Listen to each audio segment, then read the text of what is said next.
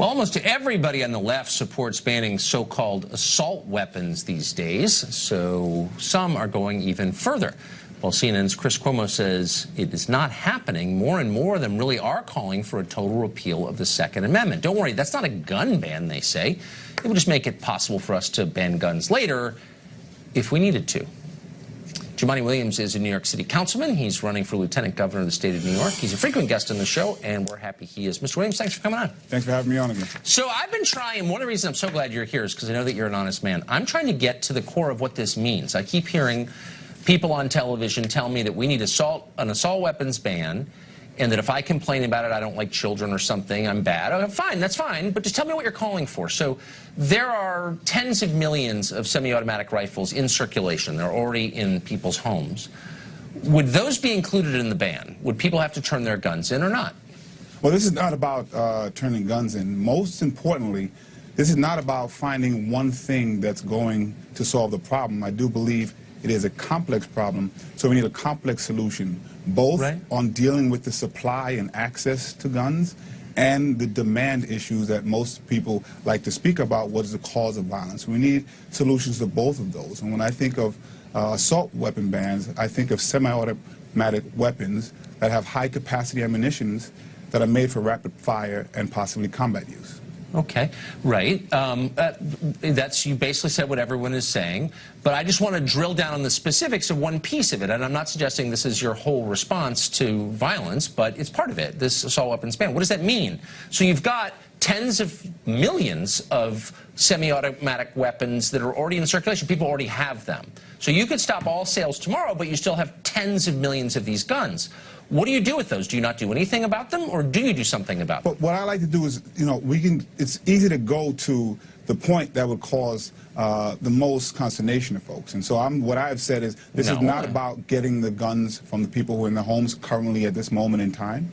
What we want to do is prevent these sales from moving forward. I think. Okay, but hold on. I'm not trying. Look, this is the core of the question. If you think that guns are causing violence, and there's literally no social science that shows that, but if we're going to pretend that guns are the problem, and I guess we are, then you have to answer what to do about the guns. Well, I disagree. There is a lot of data that shows that. But I'm conceding that. I'm playing along with the fantasy that guns are the problem, just for the purposes of the debate. Part of the problem is. Yeah, okay. But what do you do with them? But so you say at some future date, I mean, what does that mean? Well, I disagree with what the core of the question is. Last time I was on the show, there was agreement that we should not have unfettered access to guns.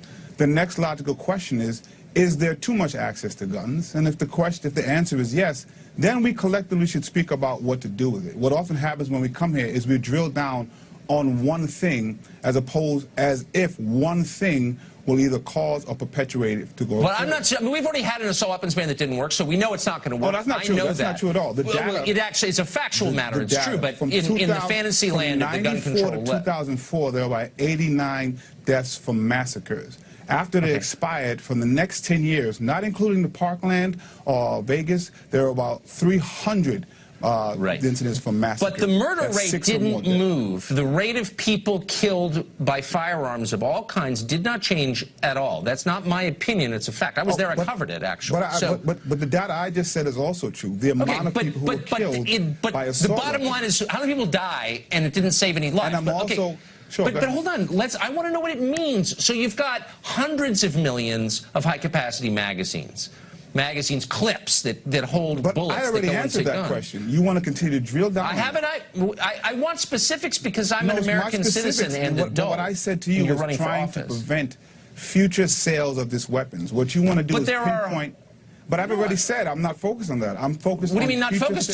So at no point, if there are hundreds of millions of high-capacity magazines, you could ban sale today and it would not affect the outcome at all, because hundreds of millions is a lot. Yeah, I so would you do anything about Are you saying that those hundreds of millions are a problem? Are you saying those hundreds of millions are an issue? I don't think they are, because I think guns are inanimate objects that don't shoot people on their own. I consistently concede that there are other things that help move the gun violence. But are you going to answer the question? But you don't concede that guns are actually a part of the gun You're running for problem. office. I'm just a hack journalist trying to get a straight answer. No, you're trying to be in control of a state. Do you agree that guns are a part of gun violence I just want to know what you're going to do with the magazines. Like, that's that a are question out you there. won't answer, and that's No, why. of course I'll answer it. I've said it 10 times. Guns are tools. When they're misused, they hurt people. Do you think guns are a part of the gun violence problem that we have to address?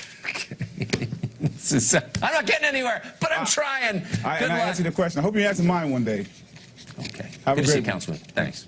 Well, we learned this week that CNN executives are assiduous viewers of this show, and of course we're flattered. We know that because CNN has announced that actually it may not be a good idea to support foreign dictatorships. Last week we told you about CNN Turk. That's a channel in Turkey, a CNN franchise that has for years repeated the political talking points of Turkey's authoritarian, anti-American Islamist government. Mr. Erdogan in the picture right behind me. Well, now in a deal worth more than $900 million, a major stake in CNN Turk is about to be sold to a conglomerate whose head has literally referred to Erdogan as his boss. CNN and Erdogan in business together. Well, now in a rare fit of conscience, CNN says it may reconsider its association with anti-American foreign autocrats since they've been caught. In a statement to Fox, the network said this, quote, "We will be meeting with the new owners in due course to discuss the implications of the sale. If following those conversations we have any reason whatsoever to believe the journalistic integrity of the channel could be compromised by the new owners, we'll revoke the license." Which is funny. Since CNN Turk for years has been carrying water for the Erdogan government, even as it beat and killed protesters in the streets, CNN has been carrying its water, showing at one point a Penguin documentary rather than the repressive crackdown by the Turkish secret police. Anyway, we're glad CNN is watching the show. We welcome this development. And in the future, of course, we encourage CNN to care about journalistic integrity even before they're called out for backing dictators. Well, the FBI ignored warnings about Nicholas Cruz in Florida. In Garland, Texas, an agent directly assisted Islamic extremists who attempted to commit a massacre. Now it turns out that the FBI recruited the father of Pulse nightclub shooter Omar Mateen as an informant. And yet, somehow, despite that, they didn't notice that Mateen was plotting this massacre, they say. They covered up that failure for nearly 2 years. Glenn Greenwald is the co-founder of The Intercept. He joins us tonight. Glenn, you've written a bunch of stories on this, and at first I wondered why, because it seemed like a pretty straightforward story. I thought we knew kind of what we were going to know, but you were right. There was a lot we didn't know. Tell us what we didn't know about this massacre.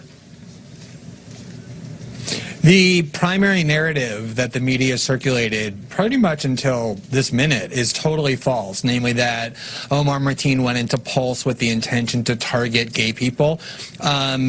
Lots of people love this narrative. The right loved it because they like to depict Muslims as being incompatible with the West and hating gays. The left loved it because it put LGBTs as the victim of a hate crime. The security state loved it because they like to pretend they defend liberalism with the CIA and the FBI. The reality is that he had never been to Pulse. He had gone to multiple other locations in the days leading up to the attack and on that day that had nothing to do with the gay community. Disney, other places that he had judged were too fortified by security. And he chose Pulse randomly by entering Google and asking, what is a Orlando downtown nightclub? The evidence is overwhelming that he was motivated, not anything to do with gays, but by what he said during the entire attack, which was it was being done in retaliation for what he perceived as 15 years of U.S. killing of Muslims, yes, women and children who are innocent in Muslim countries. Interesting. Now we learn that his father was an FBI informant. This fits a pattern with these massacres, and I don't think we know enough to really understand what it means, but tell us what we do know about this. Well, so the FBI has been caught lying repeatedly throughout this case. The day after the Pulse attack, they detained his wife for 17 hours. She had a small infant. She has a very low IQ. And they got her to sign a statement that was filled with false claims, including the fact that she had gone to Pulse with her husband to case it. They investigated it, and they determined, the FBI did, that she had never been to Pulse. They got her to sign a false statement by threatening they would take away her child, by playing on her vulnerabilities, and they hid from the court the fact that many of the key statements, the incriminating ones that they got her to sign, were false. What they also hid, not just from the court, but from her lawyers, was this critical fact, namely that Omar Mateen's father, who they had planned to call as a witness, was working as an informant very closely with the FBI for 11 years, from 2005 to 2016. The FBI had twice investigated Omar Mateen after he was boasting about having connections to terrorism, and they decided they wouldn't investigate him further. They weren't going to arrest him. They weren't going to do anything. Jim Comey said, we're going to provide an explanation about why we made that choice. To date, they've never done so. When we called them for comment, they refused. And as it turns out, they were talking to their informant during the time they were investigating Omar Mateen. It's pretty clear that they decided not to arrest him because they were working so closely with his father, a fact, as you said, that they concealed from everybody until just a couple days ago. That is... It's just I mean, you or I lie to the FBI, we're charged with a felony. They lie to us. It's no big deal. I see you're wearing a remembrance on your lapel for a Rio de Janeiro City Council member shot after advocating there.